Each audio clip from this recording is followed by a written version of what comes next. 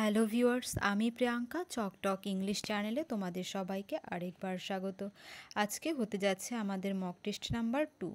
এটা কিন্তু শুধুমাত্র ইংলিশ লিটারেচারের উপরে মক টেস্ট, আর এটা আপকামিং পিএসসির মাস্টার অ্যান্ড মিস্ট্রেস রিক্রুটমেন্টের এক্সামের জন্য কিন্তু বিশেষভাবে গুরুত্বপূর্ণ।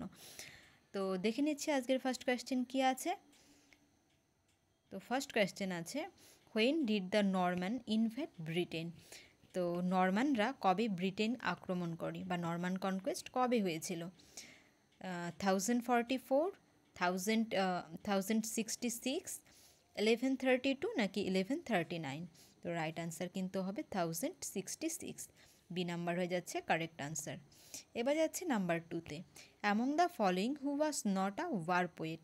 বলেছে কে নয় ওয়ার পোয়েট, এদের মধ্যে কে নয়?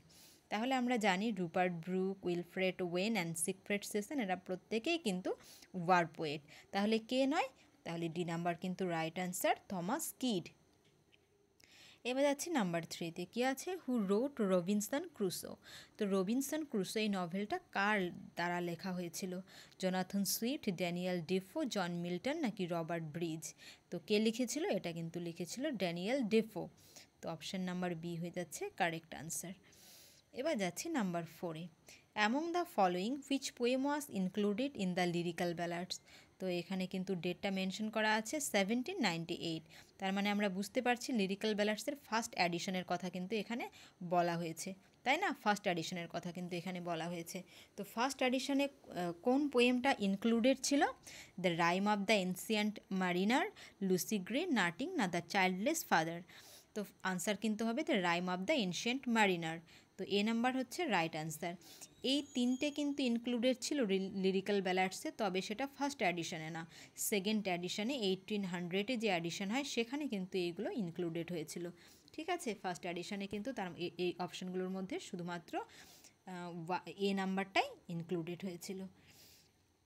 তো তোমরা কমেন্ট বক্সে আমাকে জানাবে যে the rime of the ancient mariner কার লেখা ছিল। এবার যাচ্ছি নাম্বার 5-এ, in which year did the French revolution take place? তাহলে ফ্রেঞ্চ রেভলিউশন কবে হয়েছিল? Between 1789 and 1799, between 1798 and 1799, between 1978 and 1979 নাকি বিটুইন 1489 অ্যান্ড 1499? তো রাইট আনসার কিন্তু হবে 1789 অ্যান্ড 1799, মানে এ নাম্বারটা কিন্তু হচ্ছে কারেক্ট আনসার। এবার যাচ্ছি নাম্বার 6-এ, what was black death in England? তো ইংল্যান্ডের ব্ল্যাক ডেথ নামে কোন রোগটি পরিচিত ছিল? কোন ডিজিজটাকে ব্ল্যাক ডেথ নাম দেওয়া হয়েছিল? তার মানে ব্ল্যাক ডেথ থেকেই বোঝা যাচ্ছে যে এটাতে কিন্তু প্রচুর লোকের মৃত্যু হয়েছিল। তো এটা অপশানে কী কী আছে? টিউবারকিউলোসিস, স্মল পক্স, প্লেগ নাকি ক্যান্সার? তো রাইট আনসার কিন্তু হবে প্লেগ। এটা হয়েছিল 1348-এ, যেটাতে প্রচুর লোক মারা গিয়েছিল এই প্লেগ রোগটার দ্বারা। তো এটাকে এই জন্য নাম দেওয়া হয়েছে ব্ল্যাক ডেথ। আর এটার ভেক্টর কিন্তু ছিল ইঁদুর। ঠিক আছে, এটার ভেক্টর কিন্তু ছিল ইঁদুর। এবার যাচ্ছি নাম্বার 7-এ, who gave the slogan back to nature? Wordsworth, Shelley, Rousseau না রবীন্দ্রনাথ টেগর? তো এই স্লোগান কে দিয়েছিল ব্যাক টু নেচারের? এটা রাইট আনসার কিন্তু হবে রুশো। সি নাম্বার হয়ে যাচ্ছে কারেক্ট আনসার। এবার যাচ্ছি নাম্বার 8-এ, কী আছে? When did Peterloo massacre take place? 1798, 1800, 1810 নাকি 1819? তো রাইট আনসার কিন্তু হবে পিটারলু ম্যাসাকার কিন্তু হয়েছিল 1819-এ, যেটা ম্যানচেস্টারের সেন্ট পিটার ফিল্ডে কিছু লোক জমায়েত হয়েছিল এবং সেখানে তাদের কিন্তু ব্রুটালি কিন্তু তাদের মার্ডার করা হয়। ঠিক আছে, আর এই গণহত্যাটাই কিন্তু পিটারলু ম্যাসাকার নামে বিখ্যাত। ঠিক আছে, এবার যাচ্ছি নাম্বার 9-এ, when did queen Victoria become the empress of India? তাহলে কবে হয়েছিল queen Victoria empress of India? তাহলে অপশানে কী কী আছে? 1800, 1818, 1876, 1888। তো রাইট আনসার কিন্তু হবে অপশান সি, 1876। এবার যাচ্ছি নাম্বার 10-এ, poetry is the spontaneous overflow of powerful feelings, it takes its origin from emotion recollected in tranquillity, it is said by S T. Coleridge, William Wordsworth, P B. Shelley না John Kitts? তো এটা কিন্তু খুব একটা important coat. এটা প্রেফিস two lyrical ব্যালাডসে কিন্তু second ভলিউমে second অ্যাডিশনে কিন্তু এই প্রেফিসটা লিরিক্যাল ব্যালাডসের অ্যাড করা হয় ওয়ার্ডসওর্থের দ্বারা, এবং সেখানে কিন্তু এই কথাটা বলে উইলিয়াম ওয়ার্ডসওর্থ, যেটা কিনা একটা রোমান্টিক পোয়েট্রির ডেফিনেশন বলতে পারো। তো ভীষণভাবে ইম্পর্টেন্ট এই লাইনটা। তো এটা কে বলে? এটা কিন্তু বলে উইলিয়াম ওয়ার্ডসওর্থ। ঠিক আছে, এবার যাচ্ছি নাম্বার 11-এ। Who first translated the Bible in English? তাহলে কে বাইবেল প্রথম ইংলিশে অনুবাদ করে? Thomas Wyatt, John Wycliffe, William Langland নাকি এসি ব্রেডলি? তো রাইট আনসার কিন্তু হবে John Wycliffe. Option number B হয়ে যাচ্ছে রাইট আনসার।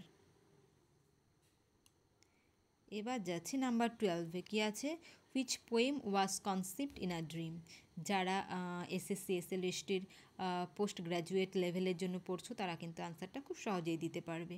তো কোন পোয়েমটা স্বপ্নের মধ্যে হয়েছিল? Ode to the west wind, Christabel, Kubla Khan নাকি লুসি গ্রে? তো রাইট আনসার কী হবে? Kubla Khan. Option number C হয়ে যাচ্ছে রাইট আনসার। এবার যাচ্ছি নাম্বার 13-এ। Negative capability is a term associated with Tagore, Shelley, Keats নাকি কোলেরিজ? এটা কিন্তু রোমান্টিক একটা ফিচার, রোমান্টিক পোয়েট্রির একটা ফিচার নেগেটিভ ক্যাপাবিলিটি। খুব একটা কঠিন জিনিস, এটা অন্য কোনো সময় আলোচনা করব। তো এটা মানে কার সাথে মানে মোট কথা এই নেগেটিভ ক্যাপাবিলিটি কথাটা কয়েন কে করে সেটাও বলতে পারো। তো সেটা কিন্তু কে করে? John Keats. Option number C হয়ে যাচ্ছে কারেক্ট আনসার। এবার যাচ্ছি নাম্বার 14-এ। Shakespeare wrote total dash plays? 37, 38, 36 না 35? তো রাইট আনসার কিন্তু হবে 38, বি নাম্বার হয়ে যাচ্ছে কারেক্ট আনসার। এবার যাচ্ছি 15-এ। কী আছে? আর এটাই আজকের last question. Why I am a Hindu is a book written by Toru Dutt, Kamala Das, Bharati Mukherjee, Shashi Tharoor? তো রাইট আনসার কী হবে? Why I am a Hindu এটা কে লিখেছিল এই বইটি? এটা কিন্তু লিখেছে শশী থারুর।